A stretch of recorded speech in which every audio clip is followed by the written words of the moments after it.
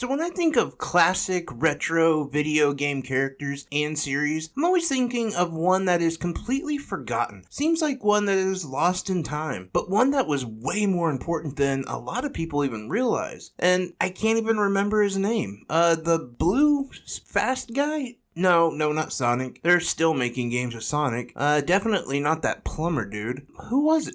Oh, Mega Man. Yeah, it seems like the sands of time had pretty much washed Mega Man away. And it's very disheartening, because you think about all the games and genres that are inspired by Mega Man. You could argue things like boss rush games, and Souls-like games, and even Metroidvanias were pushed even further due to the fact that Mega Man was successful and pushed the limits when it did. Unfortunately, it's gone. You can't really find very many new Mega Man games. So I like to hear from a company that appreciates that. And that's what 8-Bit Legit did when they created Battle Kid, the Fortress of Peril. This is a game that me and Adam Miller decided to kind of work on together. He's way better at reviewing a lot of these games, and let's be honest, at this point, him, Trick, they're part of the team over here anyway. So I wanted to let you guys know what Adam and I thought about Battle Kid Fortress of Peril. Is it a game worth your time, or a game best time forgot? And I do have to thank 8-Bit Legit for a review code.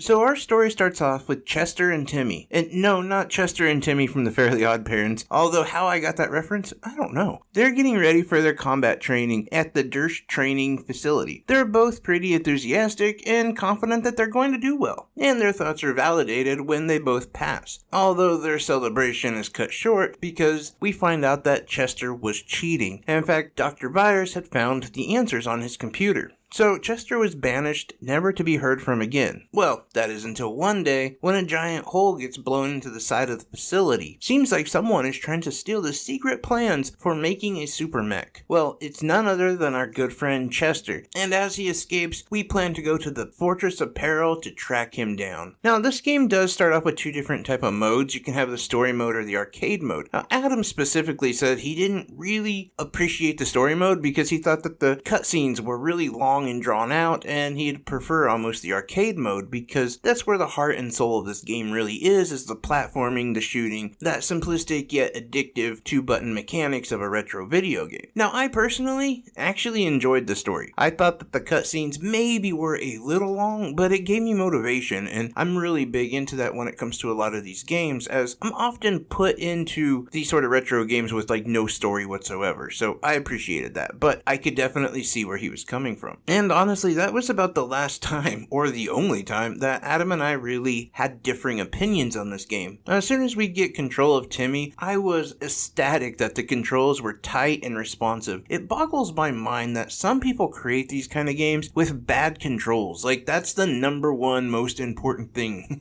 is have solid, tight controls. And that's exactly what this game does. But it also has incredibly fun platforming with a lot of accessibility, to be honest, because there are multiple levels of difficulty that one can choose. Like, if you're like me and you're not very good at these games, you probably want to go for a light difficulty. Or if you are Adam or somebody who is really good at these games, then maybe you want to crank that difficulty up. But I just appreciate the fact that there is an accessibility here. Now, there's a lot of games, especially retro-inspired, that for some reason just don't have that. I also really admire the fact that there's a lot of different skills you can find in this game. You see, this game did borrow from Mega Man, but it did not completely rip it off in any way. They have their own thing going with it. Yes, it is inspired by Mega Man, and you can definitely see that. Although one of the staples of a Mega Man game is being able to beat an enemy, and then you collect his weapon, and you can kind of use that as a cheat code for the next enemy that you fight. But that's not the way this game works. No, you'll find random skills, and you will be able to upgrade certain aspects of your character, like being able to jump higher, or even kind of float. There's definitely room for growth, but it's not in that same vein. And in fact, there is no just like cheat code weapon to use against the bosses in this game like there are in games like Mega Man. On the other side, though, we are aided on our journey with a very generous save system and a ton of checkpoints. Now, the one thing I have to say is, and this is definitely retro inspired, and I know that's why they put this in the game, when you save, you're given a code, and it is a long code. And so the next time that you fire up this game, you have to input this code to get back to your checkpoint. I understand the nostalgia and why they did it, but honestly, I don't think some quality of life improvements would take away from retro aspect of the game or that nostalgic feeling. If you could look at my phone and see just how many pictures are taking up of codes, and honestly, there was a point when I forgot which one did what, like what checkpoint that this one went to, and it kind of became a lot. I would implore them to please make this optional at some point, because I'm really enjoying the game and I really appreciate it, but I'm gonna be honest, there was a point when I was debating what game to play, right? And I was like, oh, I should play Battle Kid, and I literally was like, I just don't want to deal with those codes right now, because honestly, in these type of games, I save a lot, and so I had to almost like have my own archive file of codes that go to what stages or where, just so I could be able to stay, the most current with the game. Now, I admit that this is something that could have been streamlined, and even something that I'm kind of lazy about.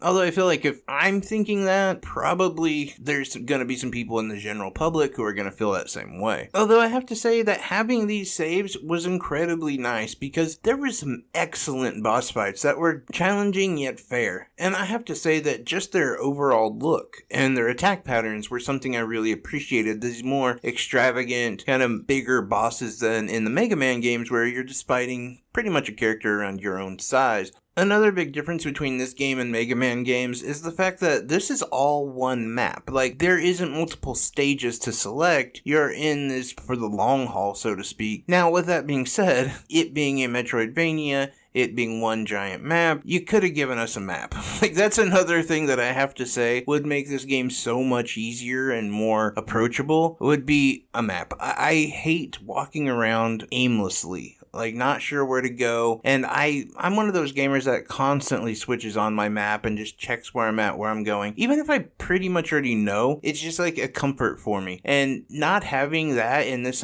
kind of game was a little bit of a detraction. Now, was it game breaking? No, not at all. In fact, there's so many other games that I would say are way worse off than this. This was doable. It just would have been nice to have the map.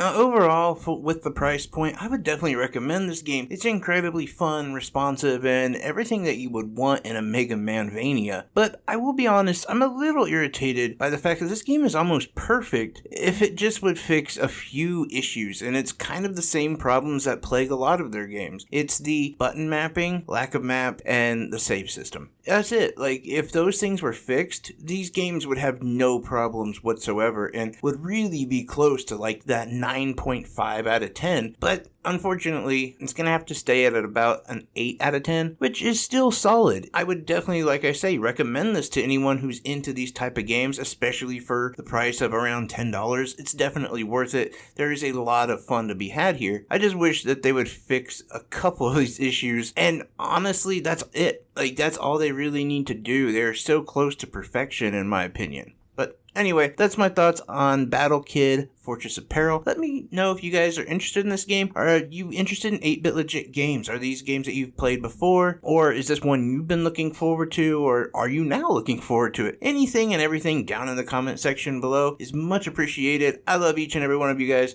Take care, everyone. Bye-bye.